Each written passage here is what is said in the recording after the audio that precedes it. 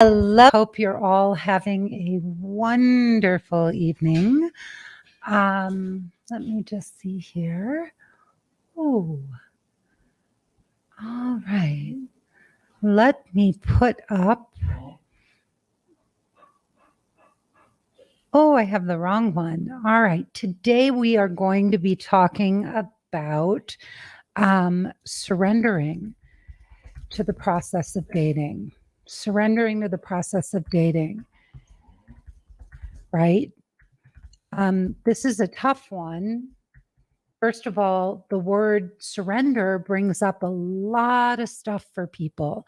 When they hear the word surrender, for many, many people, they feel like it means giving up or giving in, giving up their control.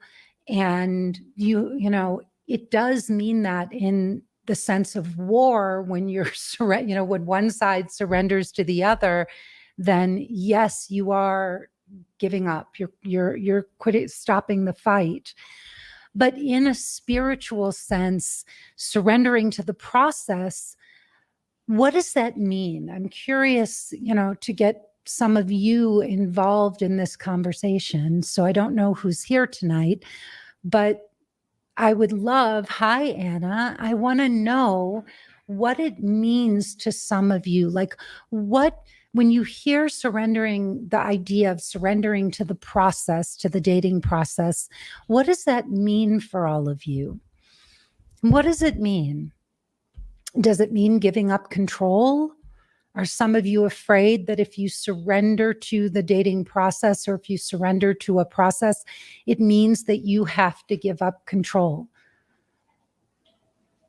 I'm guessing that that's a big part of what's scary here, that you're going to have to give up control.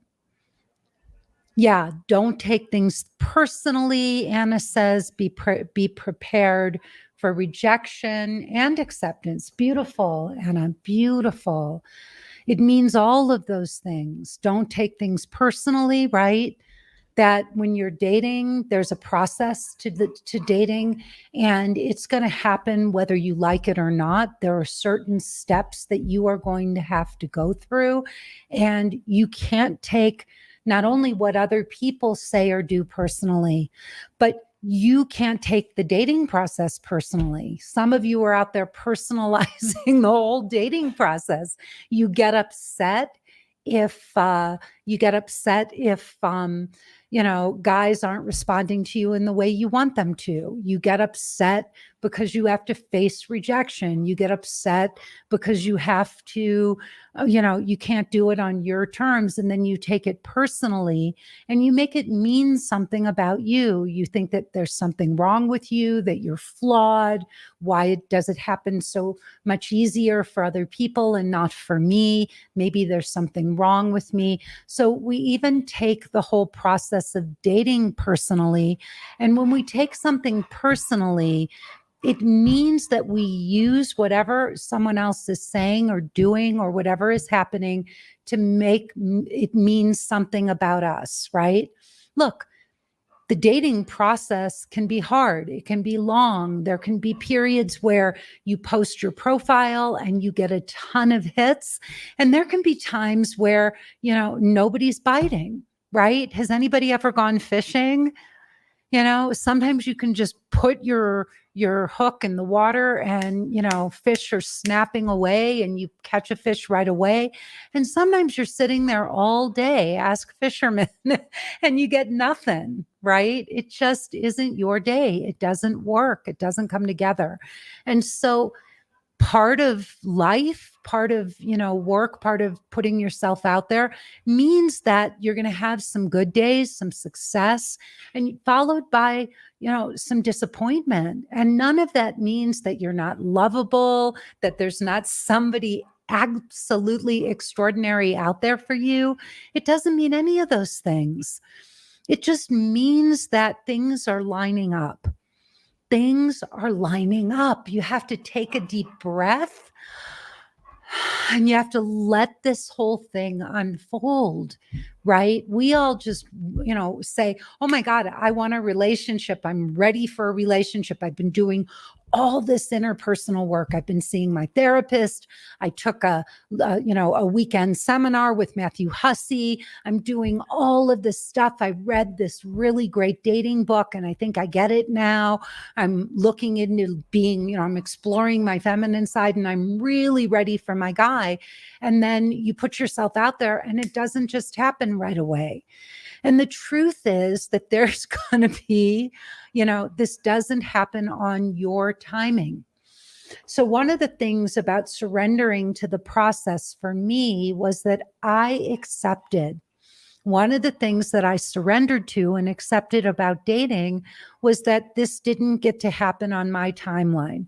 Just because I wanted a partner, I knew that there was going to be some work involved in everything lining up for that to happen. There would be probably an investment of time, commitment, sticking with it, some disappointment, some rejection, right? Applying all the things I was learning and discovering about men and how to be more attractive to men. Hello, Umair. I think it's Umair. Nice to see you here. So it was about being able to breathe through, the long periods of things not working out the way I wanted them to. It's kind of like there's a joke that when you drive through Kansas, that's the most boring stretch you can possibly drive through in the US. It's just boring. It's flat. There's long fields that go nowhere. And sometimes it does feel that way in dating. It feels like there's these long stretches that are just going nowhere, right? And we start to feel powerless. We start to feel like it's not working. And then what we tell ourselves is, God, it's not going the way I wanted it to. It's not working. And then we start to spiral into this negative place.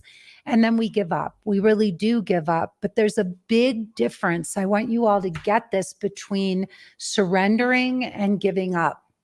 There's a big difference between surrendering and giving up. Does anybody know what that difference is? What is the difference between surrendering and quitting? This is really an important distinction for everybody. It's really important for you to think about what's the difference between just giving up and surrendering. I had a client, her name's Rebecca, and she was really fighting this process. She was not surrendered. She was the definition of not being surrendered to the dating process. So what did that look like? Anything I tried to suggest to her, she had a reason why it wouldn't work. If I said to her, do this or read a book or meditate or whatever, she would tell me why those things worked for other people and not for her. No matter what I said to her, she had an answer for why these things wouldn't work for her. So one day, Rebecca was doing my mastermind program. She was in my highest level program, coaching program that I do. And she was really at her rope's end. She is the most wonderful woman, like funny, delightful. She's the most generous woman.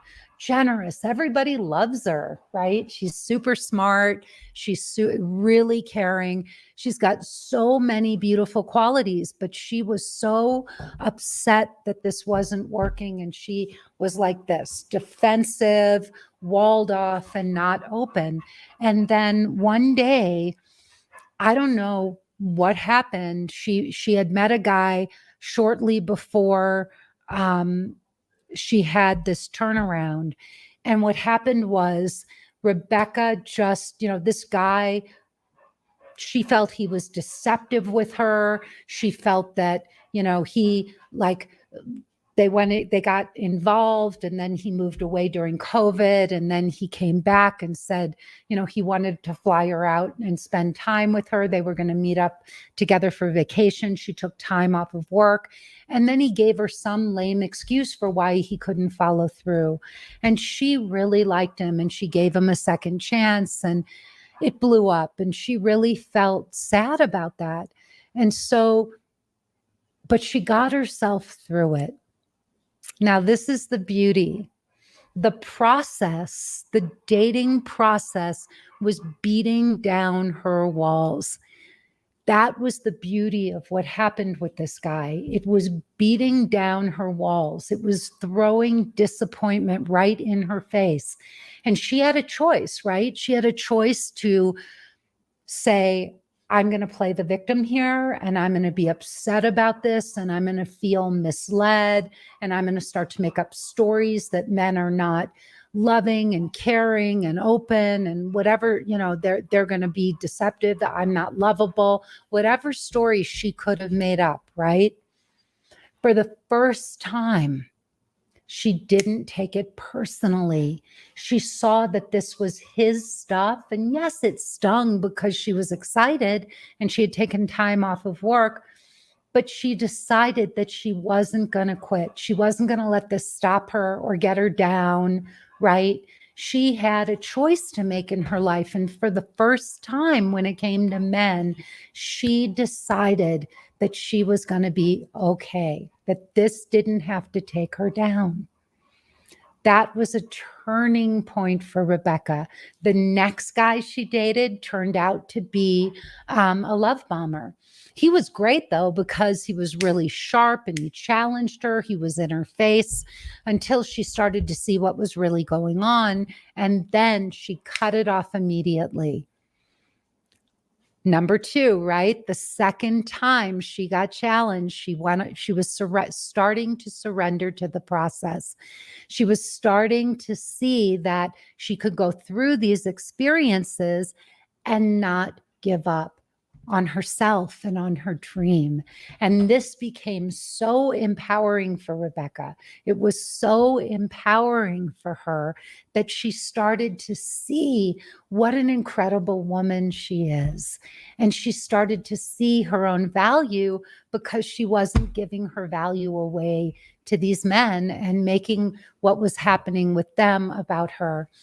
The very next guy that Rebecca met, well, this is what happened. She just said, I'm going to just stop resisting. I'm going to start swiping yes or right on, a lot of different guys. I'm going to start giving more people a chance. I'm going to stop thinking I know the answers and that I have it all figured out. And Rebecca just she surrendered. She literally surrendered. She stopped thinking that she knew stuff that she didn't know about how this was going to work. And she just started to say yes, yes, and yes, and yes. She could go on one date with a guy. She didn't have to go out with him again if she didn't want to, but she started giving more people a chance. And she met the most wonderful man. His name is Sam. They are one of my favorite couples. It is absolutely extraordinary to be with the two of them. They are so loving and sweet and kind to each other. And the turnaround in Rebecca is extraordinary. She feels safe and secure in this beautiful relationship. She's learned how to create space for a man. She's learned how to receive a man like Sam. Really, he comes with abundant gifts. This man is kind and generous and successful and handsome. Very, very handsome.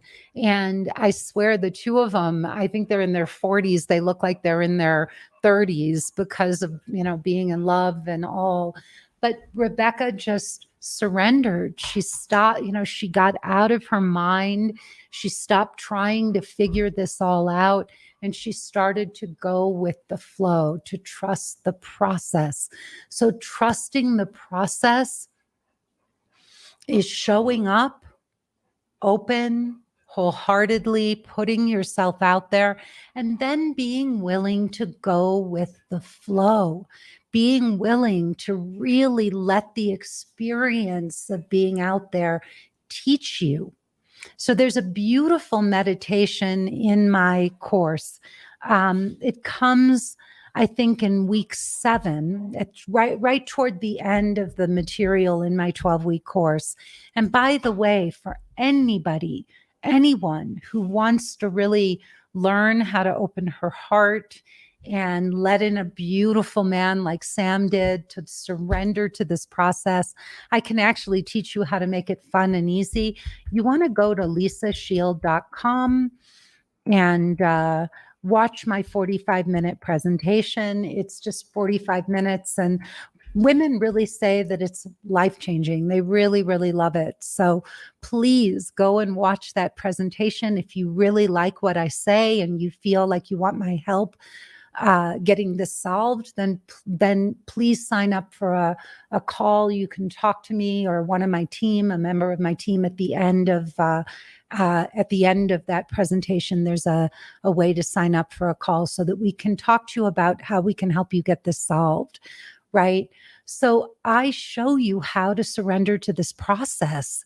I show you how to let go, how to trust yourself, and how to grow and learn from every date.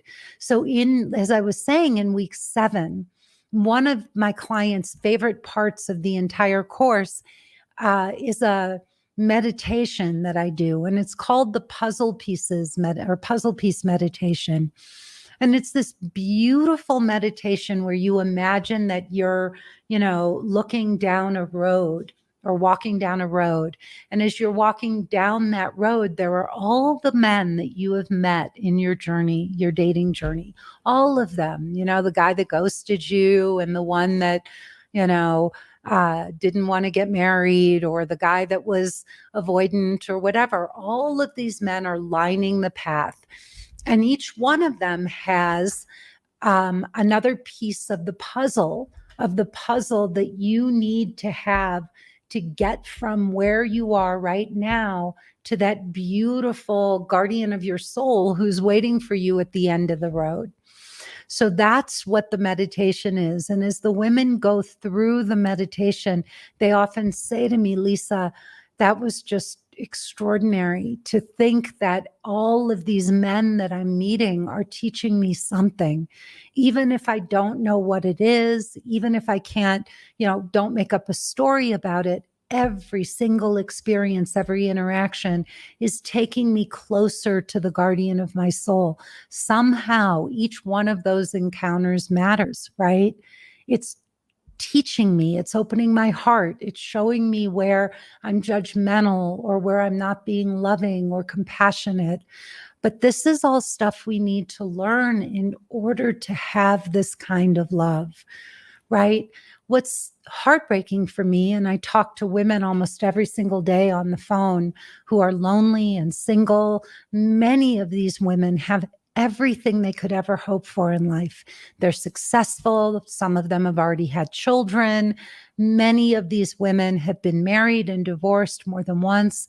And I talk to them about where they are, in their dating journey, and they're stuck. They don't know how to get from where they are to that beautiful man. And the truth is, they have some work to do. And if they don't do the right work, if you don't do the right work, you're just out there spinning your wheels.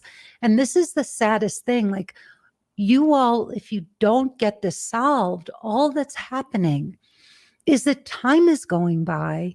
You can sit and spend your time watching YouTube videos or reading books and trying to figure this out on your own. Or you can work with a qualified coach who's an expert in this field and can show you how to solve this in a matter of months. My course is 3 months long, and I'm not saying that every woman that does my 3-month course meets the guy in 3 months. But those women walk away from that course with a real game plan and a deep understanding of what they need to do and who they need to be in order to attract that man of their dreams. Most of you right now, you have a very, a wonderful idea of what you're looking for from a man and in a relationship, and you feel, most of you are accomplished and you've done a lot of, education. Maybe some of you are financially stable and successful. And the one missing piece is a partner to share all of this with. And you don't have a plan for how to find him. Your plan is, I'll go on more dates. I'll pretend to run my finger around the rim of my glass and, act sexy and wear feminine clothes or, lean back or lean in, all of this garbage that other coaches tell you. But none of that may get you male attention. It may hook a guy and get his interest. But what matters is not just getting the interest of a man, but being able to bring that man into his heart, being able to open that man's heart. And this all starts with you learning how to open up, learning how to surrender to this process, learning how to trust that you are not going to just declare, most of you, that you're ready to meet your guy and then just march right out there and voila, there he is. I know you all love to hear stories of how that happened, but a lot of us have some work to do before we get there. And so that's where coaching comes in. That's where a great coach can take you by the hand and show you how to get this solved quickly, right? So how many of you feel like you're fighting the dating process? I'm kind of curious. Not a lot of comments tonight. So I want to know, how many of you feel that the dating process is hard, that you hate online dating, that you feel like all men are, avoidant or commitment phobic, that there are no good men? How many? I'm curious. I know there's a number of you out there watching and not a lot of people participating. I would love to know. Judy, you feel that way. Do you feel it's hard? Do you feel like, it just doesn't work for you? Are you frustrated? And I would ask you, what would it look like to change your story? So I'm kind of curious to know more about, where you feel stuck or where you feel resistance to dating or to the dating process. I'd love to know what some of you, what it is that you're resisting, all of the above, all of the above. So Judy, may I ask you, I get that that's how it feels for you, right? And I'm curious, do you know, or have you ever thought about what it means to surrender to the dating process, what that actually means? And what would be different if you actually surrendered and you saw dating as being a positive thing? What would it look like from that place? Because that's when things changed for me. I went out into the dating world and I started to see every date as a stepping stone to love, right? And I realized that most dates were going to be first dates. They weren't going to be guys that I wanted to spend my life with. And I expected that. I expected it not to, me not to meet someone right away. I expected that it was going to take some time. So I would look at your expectations of how dating should unfold. I would look at anything that you're resisting about the process of finding true love and ask yourself, if I were to embrace this and take this on as a challenge and think of this, think of dating as a spiritual path and look at every date as a stepping stone to love, then you can start to ask yourself, how can I grow from each date? What can I learn? What are the things that I can learn from each guy I go out with so that I can keep improving, right? And I can keep getting better and better and better. So I know it would be different. I have done it in other areas in my life. There is huge resistance to online dating. Well, the great news is that you've done it in other areas of your life, right? You've done this in other areas of your life. So you know what it feels like and you know that it does work. So what is it, Judy? Let's do a little coaching here. What is it that you feel you're resisting? What do you resist about online dating? What is it that you don't like about it? Can you put that in the chat, honey? I would love to hear from you and just do a little coaching with you around this. Because here's the thing, if you're resisting something, think about that. Think about the resistance and how resistance pushes something away. Instead of bringing it towards you, you're actually pushing it away because you're resisting something, right? So it just makes it harder. It makes it feel like it's work, right? A lot of the women who work with me, they come into the course and they have so much more fun dating, because I give them new tools and new things to do with men. And it is so lovely to see them open up and start to have fun with this process and start to embrace it. It's really beautiful. Anna says, I'd like to think that I'm feminine, yet I'm curious, what does it mean to be feminine? So, Anna, had you been on our Q&A call today? Had you been doing this? This was a question that came up actually a number of times. We talked a lot about this today on the group Q&A call for the course. So being feminine is all about mirroring a man's masculinity back to him. So it's not about doing some kind of game or trick or whatever. It's about asking yourself, what are the things that make a man feel like a man? And then doing those things. So being wildly curious about who he is, about his career and the things that he's passionate about. It also means being a wonderful, compassionate, nurturing listener.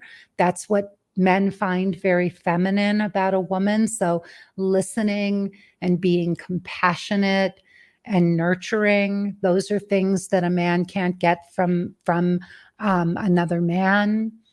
A man also loves being complimented by a woman that he's really attracted to, right? That's how you reflect back his masculinity. Wow, you're so strong, or you're such a, I love your approach to business, or you look so great, in whatever, in that jacket. Men love that stuff because you're showing them the things that that make him feel like a man. Just like you want a man to mirror your femininity back to you, you want a man who knows how to make you. Another big one is showing him respect, being respectful, right? Respecting his ideas, his dreams, his goals. Those are ways of being feminine with a man, not talking about business, not being competitive, right? Those are very masculine behaviors, not challenging him, and trying to prove that you're smarter or you're, more accomplished. Men don't want to compete with women in that way. It's okay if you're successful. It's wonderful if you have a great career and a wonderful income. That's fabulous. But a man just doesn't want to feel like he's competing with you in those areas. He wants to feel like you really admire and respect what he's up to. So that's how you mirror his masculinity back to him, by making him feel like a man when he's with you. Also receiving his help, letting him do things for you, letting him help you out. Men love to be our heroes. That makes them feel masculine. So there's a back and forth here. And the more masculine you make him feel, the more feminine he will make you feel. So it works. It goes like that. Judy says, I always dread going on dates. I feel like it will be a waste of time. And Judy, just right there, You're already going to be going in with a bad attitude, right? You're already setting yourself up to fail with that attitude. So you're resisting the process. The process of dating is really about creating opportunities, right? Openings for the right man to come in. And so the more you say yes to, the more positive, the more optimistic and open you are, the more you create a beautiful, fertile ground for magic to happen. Magic happens when two people are sitting across from each other on a date. They're mirroring back each other's femininity and masculinity, and you just forget yourselves. You're so in the moment. It's just so lovely and real, and you're so in the moment. And there's not, you lose track of time, and you're not self-conscious. The conversation is going back and forth. You're not up in your head thinking about the next question to answer. You're just in the moment on that date, but you have to let go of the brain, right? And open yourself up to opportunity. And part of getting there, getting into that flow state with a man on a date, means going on enough dates so that you can start to get better and better at just being in the moment, listening, reflecting mirroring his masculinity back to him. And as you start to get better and better at all these skills, one day the right guy comes in and sits down across from you on a date, and it's like you just click, and that magic moment happens. But it doesn't happen because you're trying to make it happen or think your way there or whatever, or control it. You've done your work, and it's genuine. It's really there. So you've got to start to look at how to make dating fun, how to learn from each date you go on. And Judy, if you're just dating all the wrong guys, that is a good reason to look at hiring a coach or working with a really good coach, because there may be some things that are easy to correct, mistakes that you're making that you don't even know you're making, that could really turn things around. You may need work on your dating profile, on your pictures. You may need help talking to men and saying the right things in the right way. There's a lot that you can do. There's so many things most people don't realize, blind spots that we have and mistakes that we're making that we don't even know we're making. So it's really good to work with a coach, somebody who can watch you and answer questions and guide you through the process, because we can't see ourselves objectively. That's one of the worst things. So one of the women on our call today was like, I wish we could just have exit calls after our dates, right? She was like, I just want to have exit calls so these guys would just tell us what we did wrong. We could figure it out and then move on, right? And not have to sit there and wonder what happened. It would be nice. And there is a coach that advocates for that, for exit calls. Yeah, Judy, I know it's easy for us to get into our heads. It is so easy to get into our heads and forget how wonderful, just sitting. Like, I have a darling client. Oh my goodness. She's 40 or maybe 41 now. Lovely. Just absolutely so stylish. So cute. She's got I just think that she is the cutest thing on the planet. And she's, I think, like I said, 40 or 41 years old. And today on the call, she was sharing about how she's just enjoying her dates. She just made the decision to enjoy male company, to enjoy talking to these men, to have fun using the tools that she's learning about how to mirror their masculinity back to them. And it was the sweetest thing in the world, because you could see this whole shift. And she said, for so long, I've just been going on my dates, and it's like, I don't want to waste time. If he's not the one, I just want to know so I can get out of here, end this thing, and get on to the next one. And I'm not going to waste time with anybody unless I'm sure. And now she's like, I'm just having fun. I'm just enjoying these men. I'm enjoying their company. Each one of them has something special or interesting about them. And, it's a whole shift in her, because it's not just that she's going on more dates or saying more yeses, but the beauty of that attitude is that she's creating more space. She's more spacious. Do you all get this? She's more spacious. So Annette said, that's a great idea. I can't even remember which idea that was, Antoinette, but thank you. Judy said, I can relate to her. Yeah, Judy, it's just, how do you go and enjoy male company? Because when you're having fun, when you are enjoying life, enjoy, it makes it so much more pleasant. Then there's that so much better energy. And like I said, that's a fertile ground for that magic to happen, for that beautiful moment when nobody's trying to force anything, right? And you're just sitting across from somebody and you're at ease and you're enjoying this person's company, and the two of you click. Right? You click and you're really listening, and he's saying some wonderful things. And after the date, you're thinking about, wow, there were some responses that he gave that were just right on, that were amazing. And I think I really like this guy, and he may not have been the handsomest guy or the guy that wowed you, but because you're not forcing anything and you're really open to possibility, which is what this client is doing, and it's a real shift.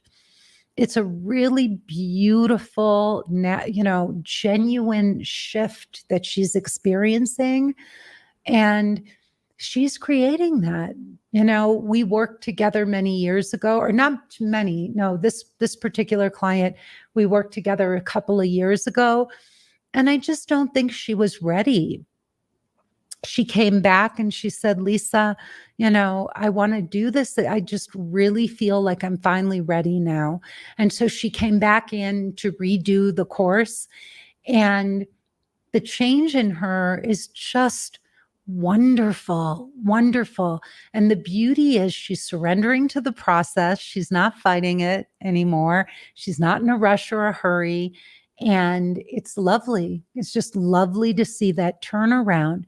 The other thing that's really beautiful about her story is that her commitment to herself, her commitment, to doing this work and to really getting this solved, and, to picking a teacher, whoever that is, whether it's me or some other coach that, that she might have connected with, but finding a teacher that she really feels loves her and cares about her, and, that she can trust to guide her through this process. And that's what she's doing. She's surrendering, to my coaching, to the work that we're doing together, to my program. And it's just beautiful to see what happens when people do that. Does anybody have any questions? Any situations that are going on in your dating life? Any place where, you feel resistance to the process?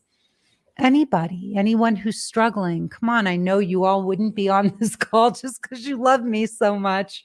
You are here because you want answers. You want to know how to find the love of your life. I know that that's why you're all here. So what's blocking you? What's blocking you? What are you struggling with? What questions do you have for me? That's what these calls are for. So please take advantage of the opportunity. Is anybody seeing somebody right now? Feel like you're wasting your time in a relationship that you can't let go of? Is anybody, just not having success? Some of you, I'm guessing, aren't even out there dating. You're scared to put yourself out there and really go for it. Any questions? Any questions about anything to do with dating? Anyone?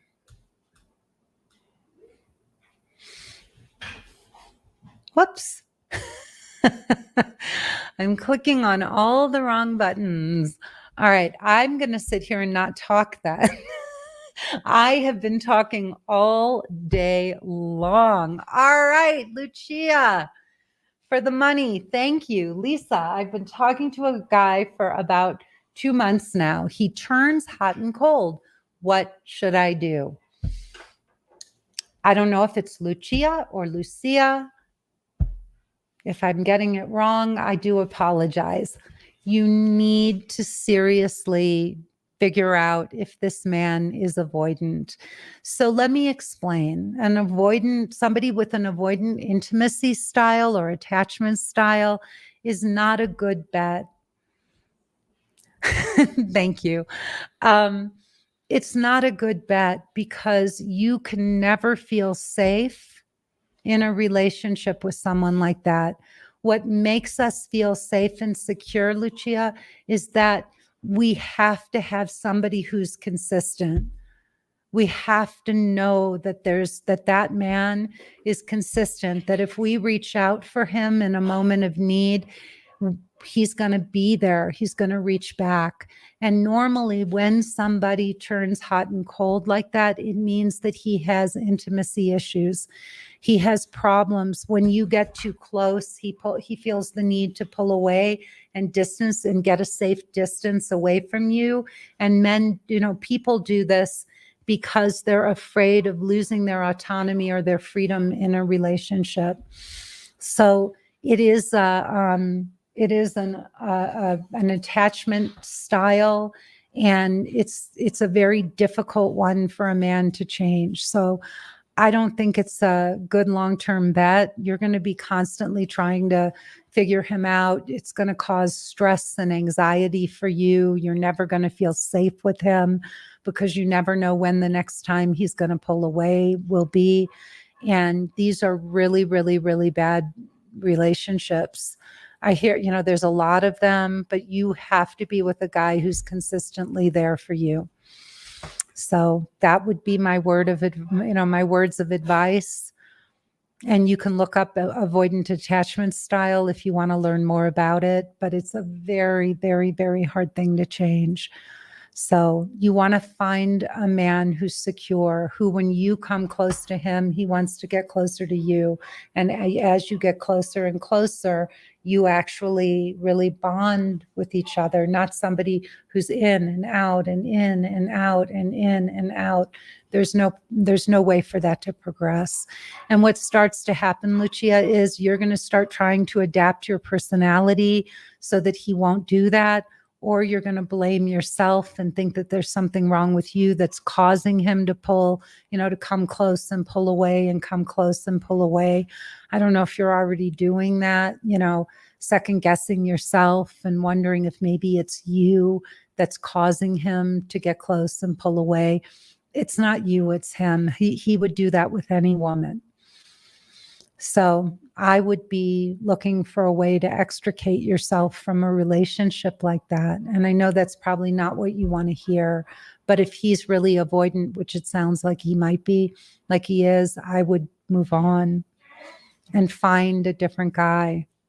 And Google avoidant attachment style, learn more about it. You may also have an anxious attachment style. Usually people who are anxious attract avoidant men. So Tosh says, hi, Lisa, I joined a little late, but when you talked about surrendering, would you still recommend staying on the dating sites or just live our best life and do what makes me happy and the person will come my way? Tosh, that is such a great question. And I am so glad you asked that. No, I would never, ever, ever advocate for being passive.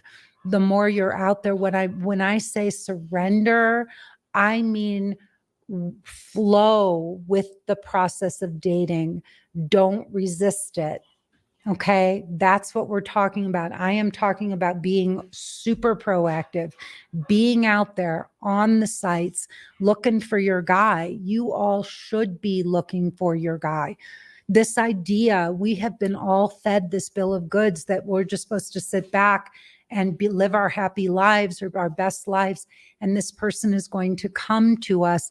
And I can tell you, I talk to women all day long in their 40s, 50s, 60s, and 70s who were waiting and waiting and waiting and waiting. And then they did my course and they met their guy. So no, you want to be out there. You've got to be talking to men. You've got to be learning from your experiences. You really do. You don't want to be, you don't want to be just passive, but you don't want to also fight the process. You don't want to be acting like, I hate online dating. This sucks. I don't feel like I'm getting anywhere. Hey, I went on 96 first dates before I met my husband in 2 years. I was relentless, but I kept going and I kept learning and I kept growing from my experiences. And that's why I met him. I was so shut down. My heart wasn't open. I didn't know what a man wanted or needed from me other than sex. And so I had to get out there. I had to date because it was through dating that I learned how to talk to men. I learned what men wanted from me beyond sex. I learned, how to make a man feel like a man. When you all are sitting across from a man on a date, it's not about some game or being sexy or, just flirting and having, a glass of wine and a witty conversation. This is really about, there's so much more to this than that.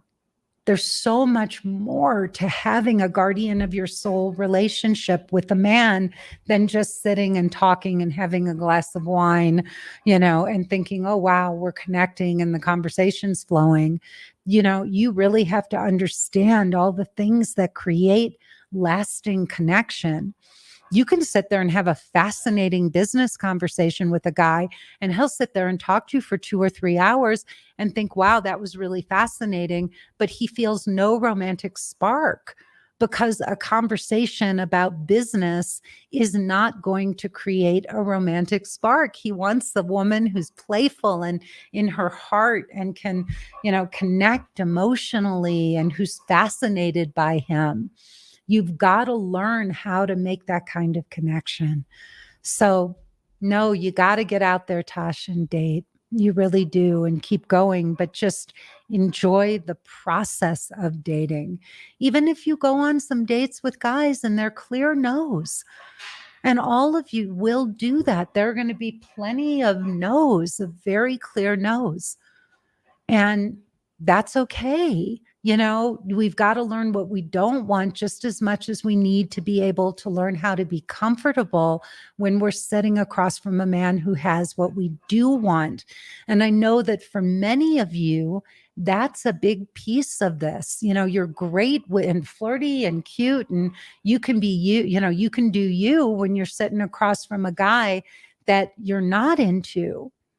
But when you are, when some guy that, one of my clients today was talking about a great guy, who worked at a big tech company, and she went on a date with him, but they talked business all night and he didn't call her back. And she's beautiful and successful. My God. And he didn't call her back. And there's a reason why he didn't call her back. And it's not because he didn't think she was pretty. She's gorgeous. By any stretch of the imagination, this woman is gorgeous. But he didn't call her back because she was too in her head. She needs to practice staying in her heart when she's sitting across from a man like that, and not trying to meet him on that level of business, that's fine once you've been together for years, and the two of you are supporting each other's goals and dreams and whatever.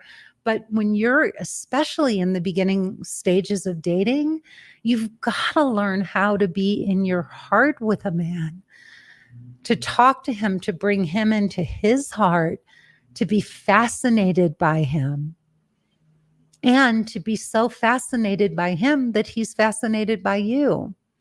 So there's a great story by Dale Carnegie. He wrote How to Win Friends and Influence People. Very famous book about how to impress people. And Dale Carnegie said that he went to a party and he met this man, and he spent the entire night talking to this man about himself, his work, and what he loved to do and all. And when the man was leaving, he went up to the hostess and said, wow, Dale is such an amazing guy. He's so fascinating. I love talking to him. Dale never said a word about himself all night. All he had done was show interest in this other man. And the man thought he was wonderful. Now, I'm not saying, at some point too, you've got to share about you and the other person has to take an interest in you as well. But you do have to start to learn how to make men feel like kings, right? There are things you want men to do for you, ways that you want to feel on dates when you go out with a guy, or, you're looking for certain qualities in a man. Men are looking for certain qualities from you. They can tell immediately if you're insecure, if you're self-absorbed, if your heart's not open. Don't think that these guys are just wanting sex. If they think that you're self-absorbed and that you're not open and that you're, that you are insecure, they'll try to get you into bed, but they won't want to get to know you. Oh, that's so much better. All right. But they're not going to want to get to know you. Not emotionally. They'll try to have sex with you.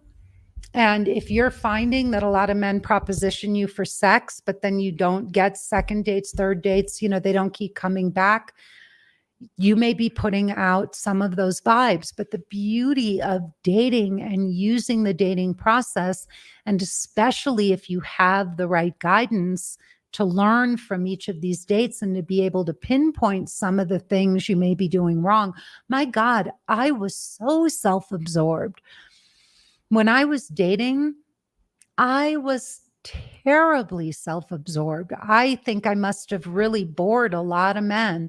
You know how guys go on dates and they sit and talk about themselves and they're trying to impress you and they go on and on and on. I did that on dates.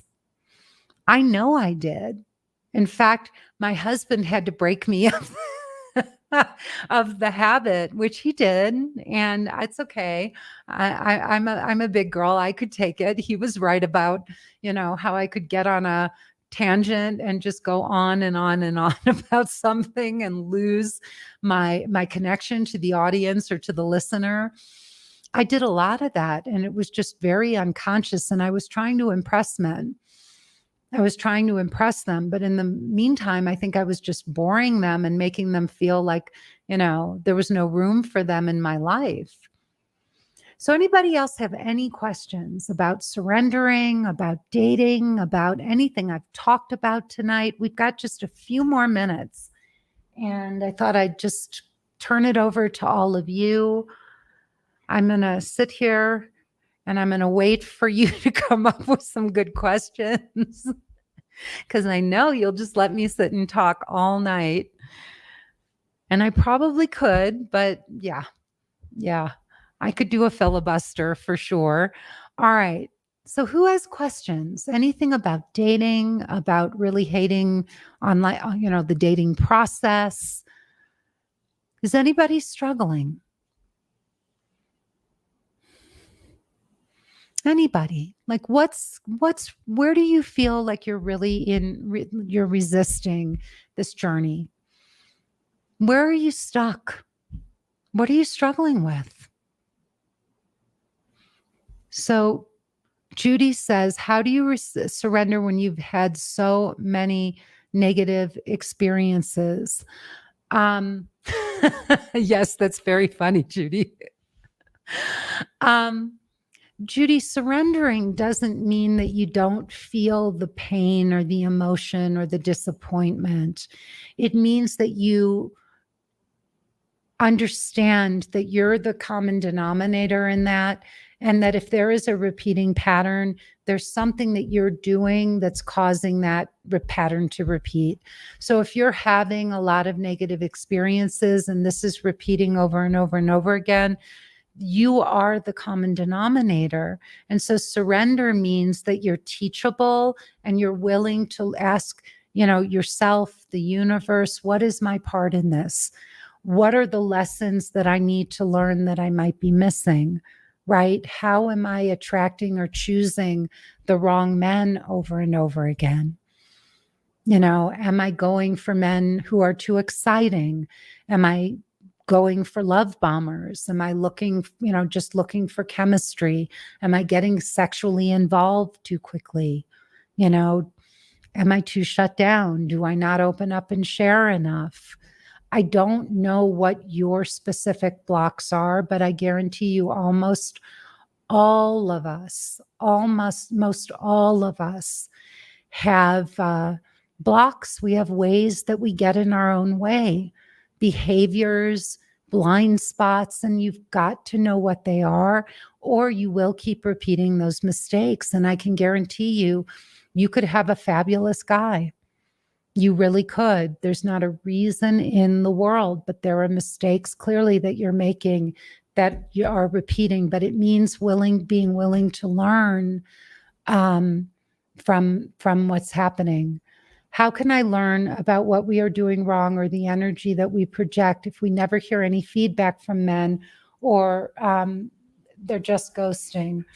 Well, Tosh, again, just to be completely honest with you, one of the ways is to work with a professional coach who can just, observe what you're doing and help you understand, give you tools, bring new awareness to this. Because that's really, if you keep doing what you've always done, you're going to keep getting what you've always gotten, right? So you've got to change your thinking.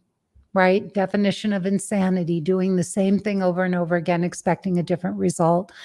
So you're going to have to start looking at what you're doing and work with a therapist or a coach, or become part of a group where you can do some group work. That's always wonderful, but get involved, not just doing this stuff on your own. So one of the biggest mistakes that we make is that we don't get help. And we're trying to figure this stuff out on our own. And being in a community, a woman's circle, a dating group, or working with a dating coach, doing a dating coaching program, all of these things are going to help you get professional help so that you're not just trying to solve this issue on your own. It's like you going online and watching videos and whatever and reading books, and then, thinking you're going to diagnose whether or not you've got cancer, right? Or if you have a medical condition, trying to Google it to figure it out. We all know how dangerous that can be.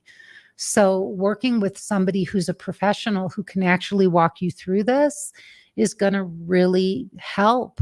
Being part of a group, sometimes it helps to be in a group environment so that you can observe what other people are doing. Sometimes we see ourselves in other people. That's why 12-step programs work, because people get up and share at meetings, and then the other participants are sitting and listening to those shares and then relating what those other people are saying to themselves and to their life and experience. And so that's a way of learning from other people. But it's hard to do this in a vacuum because you're too close. Do you all get that you are so close to the subject that you don't see yourself objectively? So you can write these guys. I mean, you could write to a guy and say, hey, you're actually the kind of guy I would love to date. And I get that we're not a match, but any feedback you could give me about why you didn't feel we were a match would really be wonderful, because I'm really looking to improve myself and see what happens. Sometimes you'll get a response from these guys. Even if a guy ghosts you, you can write to him and say, hey, I can really see I haven't heard from you. We're not a match, but I thought it was a good date. I don't understand what went wrong. And I'm not sure, you'll never hear from me again. I promise you, I'm not going to be, that crazy woman, but I'm just curious, like, if you could give me some feedback on why you didn't want to see me again, it might really help for the next time. So if you're bold enough, I have clients that actually do that and they get feedback from the guys. All right, everybody, great call. I have to run. I do 3 Facebook Lives. I do Lunch with Lisa on Monday at noon Mountain Time. On Tuesdays, I do Live with Lisa. That's a Q&A. That's the one we're on tonight or today. And then on Sundays, my husband and I do my favorite Facebook Live, which is called Getting Inside the Right Male Mind. And I pick my husband's brain about love and dating and men and relationships and connection. And oh my God, there's no end to what we can talk about. This week, we are going to, our topic is the secrets to a miraculous marriage. So even I'm excited to see what Benjamin has to say about our marriage and what makes it miraculous. So please join us there. Also, I just started a podcast. So anywhere you find podcasts, I know it's already up on Spotify and I think a few other places. So please look for Dating Without Drama with Lisa Shield. All right, everybody, I will see you next week. Mwah. Love to you all, and get out there, surrender to the dating process, have fun, say yes to more possibilities, and create that beautiful, magical, fertile ground where miracles can happen. Bye, everybody. Bye-bye.